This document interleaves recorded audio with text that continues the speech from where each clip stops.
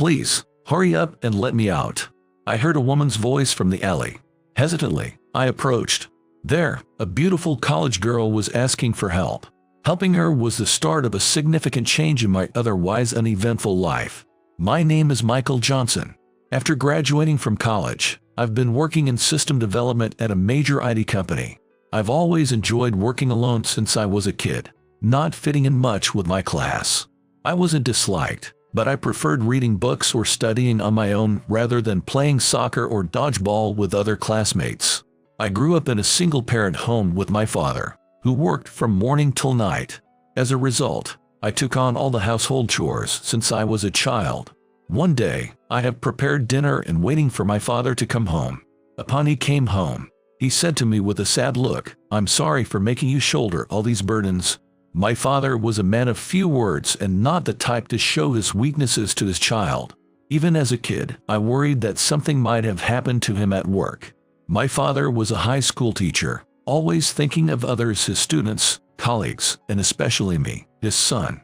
My father's stern and quiet nature often led to misunderstandings, but I respected my father deeply. I didn't want him to show my sad face. I smiled and said, "It's not a burden at all. I actually prefer doing household chores by myself than playing outside." In truth, I did enjoy doing chores. Being alone never bothered me, and I always felt a stronger desire to help my father than to hang out with friends. My father must have sensed my emotional struggle. He simply said, "I see," and awkwardly patted my head. After graduating from middle school, I enrolled in a nearby boys' school. I chose this school because it located near my home and convenient for me to commute. Thusi had enough time to work part-time after school. The academic level of my high school wasn't very high, but studying at home or during breaks at my part-time job was never a problem. I made some good friends in high school and enjoyed my time there. After graduation, I went to a science-focused university and landed a job at a major IT company. Since my high school was an all-boys school and my university had few female students in the science department, and even after becoming a working professional, I was mostly in departments dominated by male. It wasn't intentional, but I realized I had developed a discomfort talking with women. Still, hanging out with guys was easygoing, and since I rarely had to interact with women from other departments, it didn't bother me much. Even in elementary and middle school, I hardly had any conversations with girls. If I did, it was about homework, project submissions, or school event communications, nothing more. The only memorable conversation I had with a girl was with a young girl when I was in my second year of middle school. I'm not sure if it's right to call her a girl, given her young age, but it was memorable. That day, as I was taking a detour home to find grocery deals from the supermarket, I heard a girl's voice crying for help. I looked around in surprise, but couldn't find anyone. For a moment, I thought I had misheard, but the desperate tone of the voice was clear, and I knew it would be serious if something were really wrong. As I started searching, I heard a girl's desperate cry for help. "No, not there. Help. Big brother." When I quickly turned towards the direction of the voice, I saw a young girl, about in her early elementary school years, at the end of a narrow alley. "What's wrong?" I asked as I rushed over to her. I rushed to girl and she said, "I can't move," in a hoarse voice. On closer inspection, I realized that the necklace she was wearing had gotten caught in the chain-link fence. The girl seemed unable to move without choking herself. "Oh no, this is bad." I hurriedly tried to remove the necklace, but it was difficult as the girl was moving in discomfort. "Maybe we should break it." "Absolutely not. This is my mother's. Please don't break it." Hearing my words, the girl let out a loud scream and started to thrash about. Okay, don't panic." I somehow managed to calm her down and said, "I promise to save you. Just stay still." Then I started to untangle her necklace carefully. I've always been good at delicate tasks, and it wasn't too difficult once I focused. Once the necklace was untangled and she was free, the girl burst into tears. I wondered how long she had been scared and alone before I happened to pass by. I took her to a nearby park bench and bought her a pack of cold juice. The girl sipped her juice in silence for a while but seemed to settle down after a bit. She began to tell me why she was in such a place. Her name was Emily Thompson, and she was a well-known pupil at a nearby private elementary school. She had recently transferred from a public school, but was having trouble fitting in at her new school. My dad found a new woman he loves, and they just got married. Then, this woman said, "Emily, you should go to a more prestigious school," and just like that, she transferred me without my consent. I had friends at my previous school, but neither my dad nor his new wife thought about what I wanted. She explained, and then started to cry. "I get it. That sounds really hard," I said awkwardly, patting the crying Emily's head. I had never really talked to a little girl before, so I wasn't sure how to comfort her. Yet, she continued, sobbing. "My mom used to wear this necklace before she passed away and became a star in the sky. Thank you for saving it, big brother." I didn't know what to say. If my dad talked to me about remarrying, I might feel mixed emotions, but I could probably come to terms with it. But she is still a little girl. Being forced to transfer to another school following her father's remarriage must have been too much to handle. Dad and that woman, they don't care about me at all. I hate them so much. That's what I ran away when that woman came to pick me up from school, but I got stuck trying to escape through a secret passage. That's quite bold, or should I say, something else. Aren't your family worried about you? It must have been quite some time since the elementary school dismissal. How long had she been scared, stuck there? The woman who came to pick her up, her father's new wife, must be looking for her too. When I spoke to her, Emily bit her lip and looked down. She was trembling, trying to hold back tears. This was a problem for me too. After pondering what to do, I pulled something out of my school bag. It was my one-of-a-kind puzzle that I made during class to kill time. "Emily, do you like puzzles?" "Puzzles?" Surprised by the sudden change of topic, Emily tilted her head in confusion. "Yay, I like solving and making puzzles like this." Interested? Saying so, I offered her a piece of paper torn from my notebook with a puzzle and a pen. It was a simple math problem that even an elementary pupil could solve. When I showed her how to solve an example puzzle, she watched intently, her eyes sparkling, and then she started solving it herself.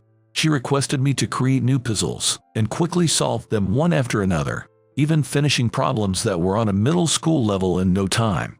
"Wow, you're a genius." It's no wonder they'd want to send such a smart kid to a high-level school. "Huh?" Emily looked surprised at my honest impression. "I mean, with a brain like yours, they'd want to nurture that talent. Having a good education, which opens up more options for the future. Any parent would want to do what they can for their child." I muttered the last part to myself, but Emily seemed to hear it and looked down silently. "Any parent," Emily whispered in a small voice.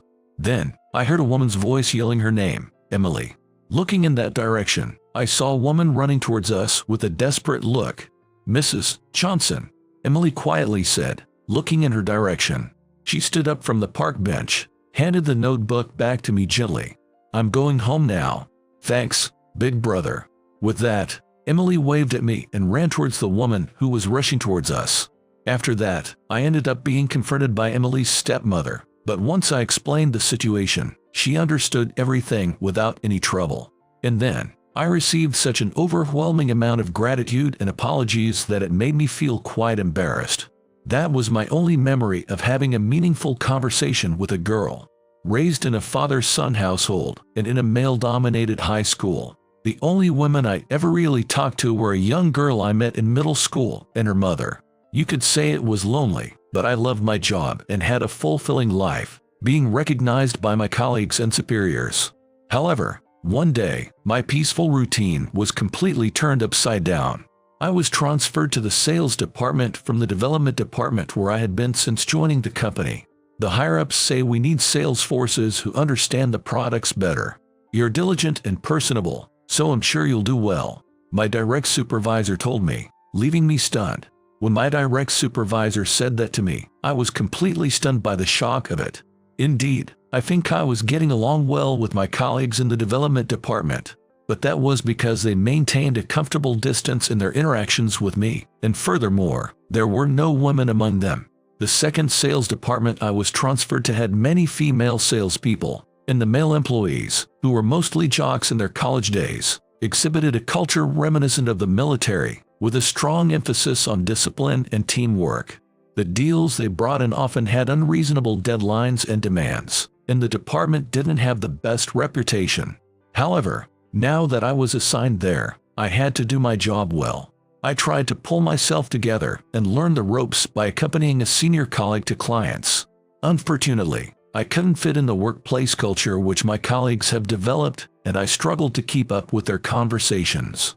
My problem got even worse with female clients. I just didn't know how to interact with them. Director Blackwood, my direct supervisor, witnessed my pathetic state, and my actions quickly caused him to lose faith in me. Do you underestimate sales? I heard that you have deeper product knowledge than we do, but you can't even hold a conversation with us. Or is it that you don't want to talk to us? When Director Blackwood mocked me loudly, the rest of the department stared at me with a cold, disdainful look. Confused by the sudden hostility directed at me, I was at a loss for words. And so, I quickly found myself isolated at work after the transfer. My father probably worried about me because I obviously looked drained every time I got home. He tried to cheer me up, saying, "How about we go out for a drink together sometime?" I had been living with my father even after getting a job. At times I was up to my neck in doing all the household chores. But we foster a new housework culture where those who can handle the job and share the household chores. I used to have dinner with my father since I was a child. However, since I started working, our dinner time didn't align and we often ate separately. My father took me to the pub, which seems to be his favorite place. Then he introduced me to the owner. "This is my son, Michael." I straightened up and greeted to the owner. "My father speaks highly of your place." The owner laughed warmly. "You look just like your dad." We were eating quietly when my father suddenly put down his cutlery and asked softly, "How's everything going lately?" "Well, it's going all right, I guess." I gave a vague response. I didn't want to worry my father unnecessarily. He said, "I see," and was quiet for a moment. Then, he looked me in my eyes and spoke slowly. "If you don't want to talk about it, that's fine. You must be going through a lot. But remember, sometimes what's troubling you might be important to someone else too, or it might be something that can be solved by discussing it with someone. Don't keep it all to yourself. It doesn't have to be me, but make sure to talk to someone about it." Then he added, "At the very least, I'm on your side," and looked away. It was the first time I'd heard my father speak so many words at once. I was breathtakingly surprised. Tears are almost spilled by the emotion. Before I knew it, I found myself telling my father about the situation I was in. That's right. People have their strengths and weaknesses. This might be a tough situation for you now, but this job transfer, wasn't it a decision made by the company because they have expectations of you? What are they expecting from you? High communication skills. The ability to enliven conversations. Think carefully about what you can do. My father said this and then started to pour himself some hot whiskey. I hurriedly offered him another drink. Seeing this, my father narrowed his eyes and smiled. Since then, I started making an effort to communicate with my colleagues, actively asking when I didn't understand something, trying to convey my own opinions as much as possible. Even these small efforts gradually improved my relationships with others.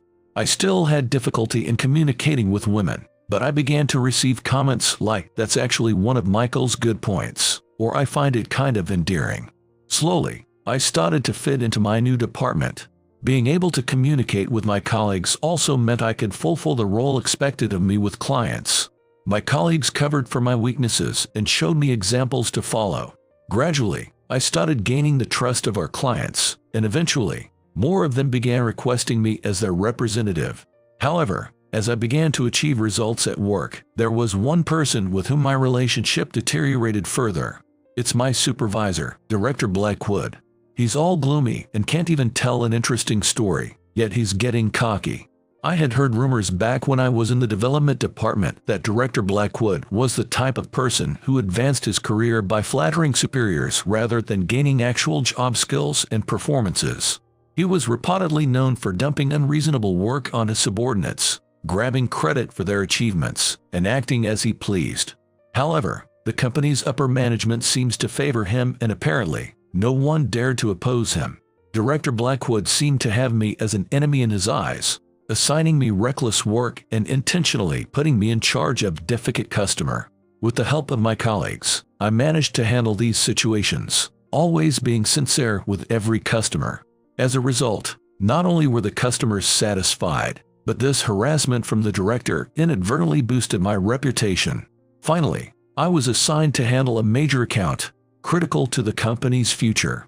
Director Blackwood protested this decision, but as it was a strong request from the client, the assignment couldn't be changed. Director Blackwood, still unsatisfied, seemed to settle down a bit when he got involved in the negotiation as my assistant. I'm not great at this kind of work, but I couldn't really say that.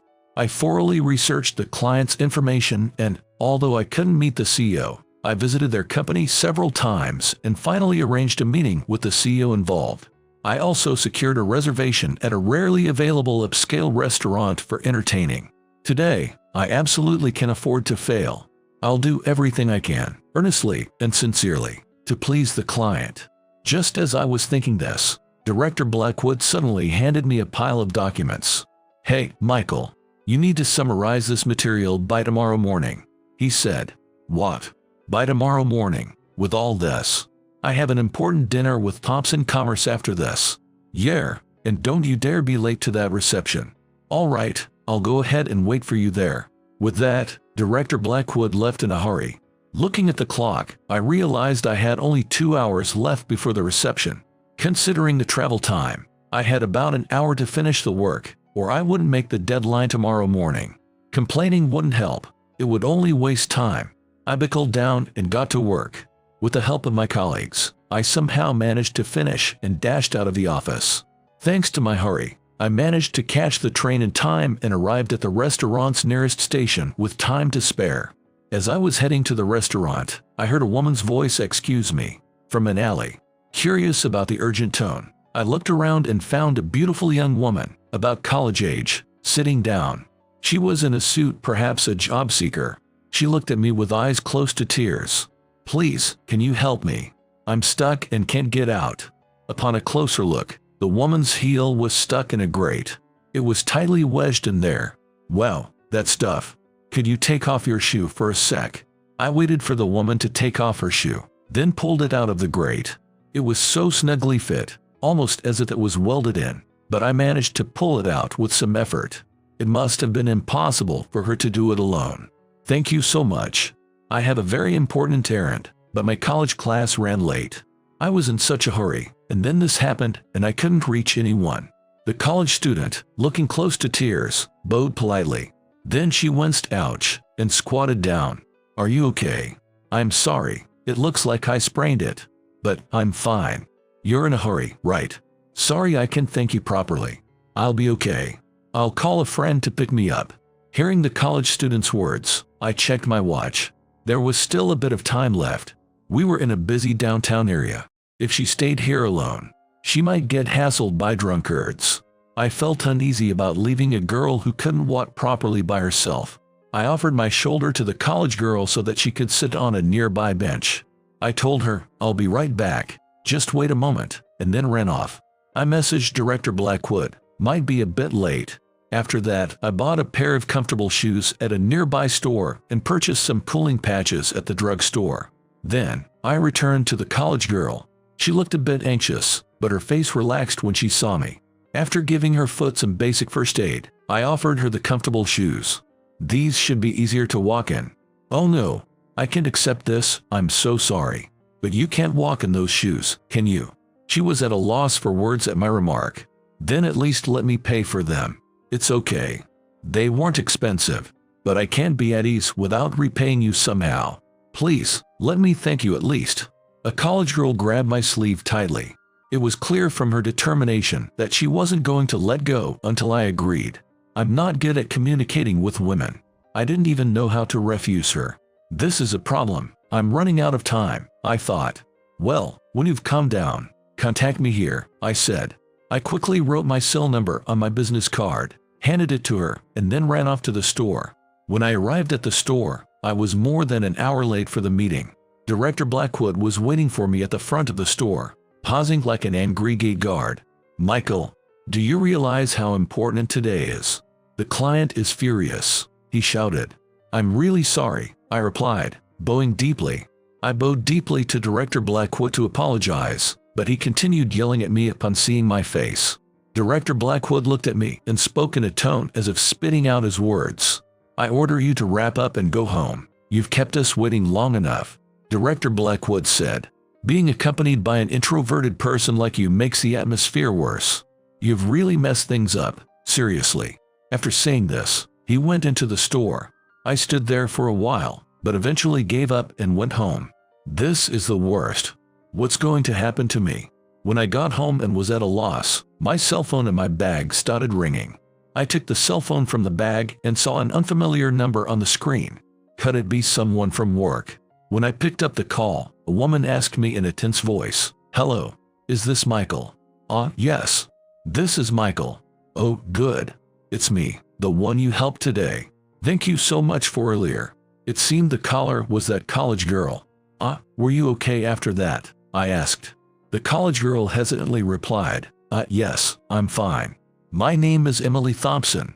Michael Johnson, do you have some time to talk later? There's something important I need to discuss with you." Sure, but won't you be late getting home?" I was confused by the unexpected invitation coming from her. She cheerfully and meaningfully replied, "Don't worry about that." The next day, as I arrived at work late, Director Blackwood was waiting for me. "Oh, Michael, late for work today, huh? Quite relaxed for someone who messed up big time yesterday. Normally, I'm the first to arrive at work, but I overslept because of the late night yesterday. I made it in time for the start of the workday, but messing up yesterday was a fact. I made it on time for the start of the workday, but it's true that I messed up yesterday." I apologized, saying I'm really sorry, and bowed sincerely. Director Blackwood replied in a seemingly pleased tone, "Seriously, you were something else. Well, today might be the last day I see your face around here. Because of you, the client is extremely angry. Because you were so late, the person in charge left early, and it was a mess. You're fired. Don't bother coming to the office anymore." Director Blackwood leaned in close to my face with a sly smile. I raised my head and looked straight into Director Blackwood's eyes. "Understood. I resign effective today. Thank you for everything until now." Then, I bowed again, this time much deeper than before. "Oh, what's this? You're taking it rather well." It must have been an unexpected reaction for him. Director Blackwood was taken aback. Then, a deep and strong male voice echoed, "What's all this commotion about?" Standing there was the president of our company. Rank-and-file employees like me have rarely spoken to him, but of course, I recognized his face. The president looked at us with a curious expression. "Mr. President, I was just in the process of firing this useless fool who ruined an important business reception." Director Blackwood spoke up, almost cozying up to the president. Suddenly, the president's face turned to one of anger. "What are you talking about?"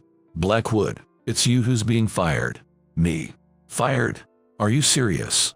"No way, you must be joking." Director Blackwood's face turned pale as he questioned the president's words, clearly confused.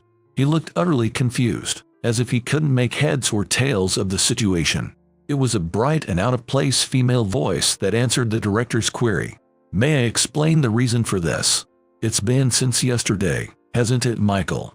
In a room, a college student whom I helped out, and the client I was supposed to entertain yesterday were there." President Thompson, what brings you here? I mean, I'm really sorry about yesterday." Director Blackwood hastily bowed his head to the suddenly appearing president of their esteemed client. Director Blackwood, thanks for yesterday. I'm sorry, I had to leave in a hurry because I had some business. I'm here today to talk to your president about something regarding Michael," President Thompson said, giving Director Blackwood a look of displeasure before turning to me with a smile. Despite nearing her 50s, President Thompson's ageless beauty had the men audibly gasping. "Actually, I'm interested in scouting Michael for our company. We decided to make a deal with your company on that condition. I came here today to talk about it. We've just finalized that discussion." "What? Scout him? This incompetent? There must be some mistake." President Thompson glares at Director Blackwood as he wipes the sweat from his forehead. With an icy stare fixed on him, a small gasp of breath could be heard from Director Blackwood. Recognizing the talent of subordinates is also the duty of a competent boss. Incompetent might be more apt for someone like you who can't recognize capable talent. I had your background checked because I wanted to know more about our trading partner. You seem to have been doing as you please, haven't you? What? No, what do you mean? Director Blackwood turned pale and backed away. Ignoring Director Blackwood's reaction, President Thompson narrowed her eyes at me. I want Michael to join us and fully utilize his abilities. The important thing is who will be your successor. I feel uneasy doing business with a company where that man is acting like a director. So as a condition of our deal, I ask them to fire you, Director Blackwood. As President Thompson spoke in a tone that seemed to end with a heart, she smiled sweetly at me. The air froze around her beautiful, cold smile. Mom, really? Everyone's getting scared, said Emily, nudging President Thompson, who wore an icy smile. Nudging President Thompson, who wore an icy smile. Well, he made me irritated. He was mean to your beloved Michael, wasn't he? Mom, come on. Emily quickly covered her mother's mouth, giggling. Then she hurriedly turned to me. Michael, about what she just said. Well, kind of. I responded while my face blushed, and Emily looked equally embarrassed. Young love, so sweet, President Thompson remarked, watching us with a mischievous grin. Emily, blushing deeply, gazed at me. All I could do, teased by these two beautiful women, was give a wry smile. In fact, yesterday, after hanging up the phone, I went to a cafe where Emily had called me, and there sat another beautiful woman beside Emily. Emily found me, waved at me and yelling, Michael. As I waved back, a bit puzzled, the woman next to her grinned at me. Huh? So this is Emily's Prince Charming, she said, laughing. Emily pretended to be a bit annoyed and shot back, don't say weird stuff like that. Good evening. And who might you be? I asked. The woman next to Emily straightened her expression, stood up, and bowed deeply. I'm Emily's stepmother, Michelle Thompson. Thank you for helping my daughter, she said. What? No, please, stand up. You're being too formal. I responded, feeling embarrassed by such a formal gesture for something I didn't think was a big deal. It's not just about today. This is the second time you've helped my daughter. The second time. Yes. And the first time, you helped me as well. You helped her too. I was even more puzzled by Michelle's words. What does she mean? I only recently started talking to women. Were there any female university students among our business contacts? Yet, there was something familiar about the woman claiming to be her mother. Where had I seen her? It felt like a very important place, but I couldn't recall. As I was pondering, Emily discreetly retrieved a pendant around her neck. Do you recognize this? She asked, handing me a pendant. A scene flashed in my mind. A young girl, a grade schooler, crying and clutching the pendant. The proud smile she had when she solved the puzzle I made for fun. Are you, by any chance, that grade school girl from back then? Correct. I'm so glad you remembered. Emily's face lit up with joy at my words. It was the same adorable smile she showed when she first solved a tough problem when we met. I haven't forgotten. I just didn't recognize you because you've grown up, I quickly clarified. I got rattled and denied it, but Emily giggled. I knew it was you right away, though. Hey, I hate to interrupt your private world, but can I join the conversation? Michelle interjected. Michelle exaggeratedly cleared her throat, interrupting our conversation. I hurriedly said, please, go ahead. That day, when you helped Emily, you also saved me. Back then, I was struggling with how to connect with Emily. I wanted to be a good mother and thought I was trying hard, but it always felt like I was missing the mark. When Emily ran away, leaving me behind, I thought my heart would stop with worry. But after that day, after she met you, Emily started to talk to me. She began sharing things about her day, school, and her interests, little by little. When Emily became a high school student, she told me about meeting you and how much that encounter had helped her. Michelle's eyes were moist as she looked at me, making me feel a bit overwhelmed. No, that's an exaggeration. I just played puzzles with Emily, I said. Emily looked a bit sulky at my words. Don't say it's an exaggeration. That day, meeting Michael, I realized I liked studying and puzzles. I started to notice my mom wanting to let me do what I enjoyed. I thought maybe I could try to understand her a bit. Emily said, blushing. She then took a deep breath, looked me in the eyes, and smiled. After realizing I like solving problems and using my brain, I got interested in IT. I became curious about programming and development. Now, while attending college, I help out at my mother's company. That's right. She's in such an important position now that she can misuse her authority to find out about every hard-working salesman visiting our office, asking who is that person from. Find out. Michelle laughed and playfully teased at Emily's words, spoken with earnest eyes. Emily blushed and yelled, "Mom, abusing your authority. Wait, are you President Thompson?" Hearing Michelle's words, I finally remembered where I had seen her face. The very president of the company I was supposed to meet that day, but missed, was Michelle, standing right in front of me. I hadn't met her today, and her stern image on the website was so different that I hadn't recognized her. "I'm glad you realized. I was worried for a moment that you didn't recognize the face of an important client's president," Michelle said with a relieved smile. I turned pale and bowed my head, and Michelle cheerfully said, "Just kidding, just kidding." I turned pale and bowed my head, and Michelle cheerfully said, "Just kidding, just kidding. Emily told me to look into you, and I found out how excellent you were in school and your achievements and reputation at your company. I really wanted to work with you. It's not just because my daughter said so, so don't worry," Michelle reassured me. As I nodded in response to Michelle's reassurance, Emily hung her head dejectedly. "I'm sorry, it's my fault. I recognized you right away, Michael, but I was embarrassed and got flustered, unable to tat properly. Because of me, you couldn't attend a business meeting. I was supposed to be there too, but when my mom came to pick me up, she told me she had canceled the meeting. I was shocked to hear that your boss was angry." Next to a disheartened Emily, Michelle suddenly slammed a table and leaned forward. "That's right. That awful Director Blackwood. Even when I tried to explain the situation after hearing from my daughter, he wouldn't listen and just kept bad-mouthing Michael. I thought it was a waste of time and decided to leave early to go drinking with Emily. Then, after hearing from her that she got Michael's contact, I invited him here." "Ah, I see. That's what happened."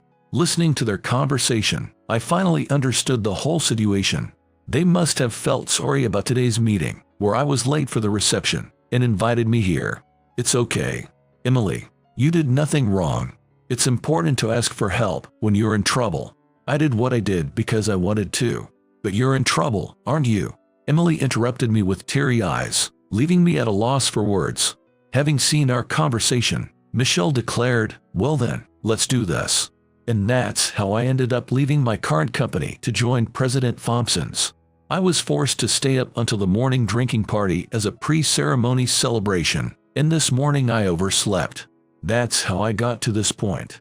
"Really? Fired? For this incompetent?" Director Blackwood muttered in shock upon hearing the situation from Michelle. No one said anything, just stared at him, with no sympathy in their eyes. "Well, that's the situation. I've already got the approval from your company's president. I hope we can have a good relationship. I don't want to deal with someone who's all talk and no action, so keep that in mind." My colleagues frantically nodded in agreement. I involuntarily swallowed hard and got laughed at by Emily, who was sitting next to me. Afterward, I was poached by Michelle's company, and soon after joining, she and Emily invited me to meet Emily's biological father. Emily's dad stared at my face, remained silent for a while. Then, he deeply bowed his head and said, "Please take good care of my daughter." His words surprised both Emily and me. Soon after, both of us went to meet with my dad. He also deeply bowed and said, "Please take good care of my foolish son," making us struggle to hold back our laughter. It seems we were both raised by very similar fathers. As for Director Blackwood, he was spared from getting fired. However, he was demoted to a rank-and-file employee. He's now being given a hard time by the people who were once his subordinates, feeling quite small. A year later, I am working in the development department with Emily, who has graduated from college and officially joined as an employee. Emily is not only excellent and smart, but also considerate, offering ideas from perspectives I never notice. Being with her, I feel like I'm exploring a world unknown to me. Though I used to prefer working alone, working with Emily has given me a sense of fulfillment and joy I never experienced on my own. "Michael, you seem really happy," she said. "Yeah, because I'm with you, Emily. I'm really glad I met you." "Stop it, you're embarrassing me," she blushed, hearing my words. She got blushed hearing my words. Watching her, I couldn't help but smile. How about we go out for dinner this Sunday, just the two of us? So eager to talk about work even on the weekend. She playfully responded to my invitation. No, I want to know more about you, Emily. What you like, how you've been spending your time, I said with all sincerity. Emily blushed and looked at me. You mean? Our topic will probably end up being mostly about work, she said with a laugh. Our colleagues who watching us exclaimed, why don't you invite her for an outing and consider making your relationship more serious? Michelle also teased us, saying, I can't wait to see my grandchildren. I was worried when I transferred to the sales department, but it turned out well. I found a great new workplace, wonderful colleagues, and a supervisor, and met someone I want to spend my life with. Now, I want to be honest and true to my feelings for the person I love and express what I have in my mind.